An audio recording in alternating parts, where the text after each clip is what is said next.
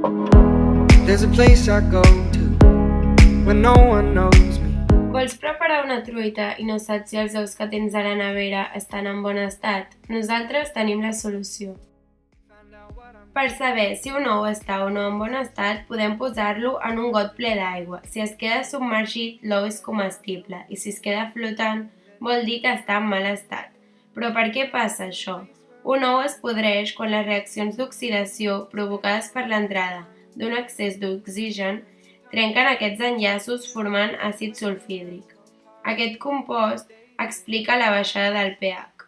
La closca de l'ou no és impermeable, sinó que és porosa. Això vol dir que quan en el seu interior comença a generar-se gas i a augmentar la pressió, aquest gas surt expulsat cap a l'exterior.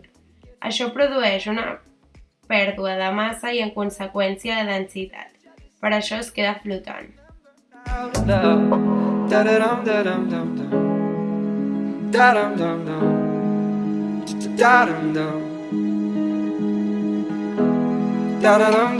T'has adormit mentre tenies unes galetes al forn i ara estan massa dures i no saps què fer?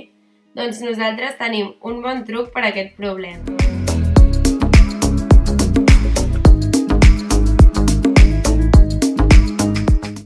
Si poseu les galetes en una llauna o en una bossa de Ziploc amb un tros de pa durant uns minuts, al treure-les seran perfectes per a menjar. Les galetes contenen molt més sucre que el pa. Els sucres són coneguts per ser higroscòpics, és a dir, absorbeixen la humitat de l'entorn. Això, al costat de la densa naturalesa de les galetes, ens permet absorbir la humitat procedent d'aquest tros de pa, mantenint-les agradables i suaus durant un període de temps molt més llarg. Si tallar ceba i els teus ulls no paren de plorar, tenim la solució per tu. En tallar la ceba fem que s'alliberin uns enzims anomenats alinases. Aquestes substàncies reaccionen amb unes altres cèl·lules que té la ceba i en surt una nova substància. És aquesta la que ens fa plorar, perquè s'escampa per l'aire i quan entra en contacte amb els nostres ulls reacciona amb l'aigua present a la superfície, donant lloc a l'àcid sulfúric, que donarà lloc a cremor i irritació.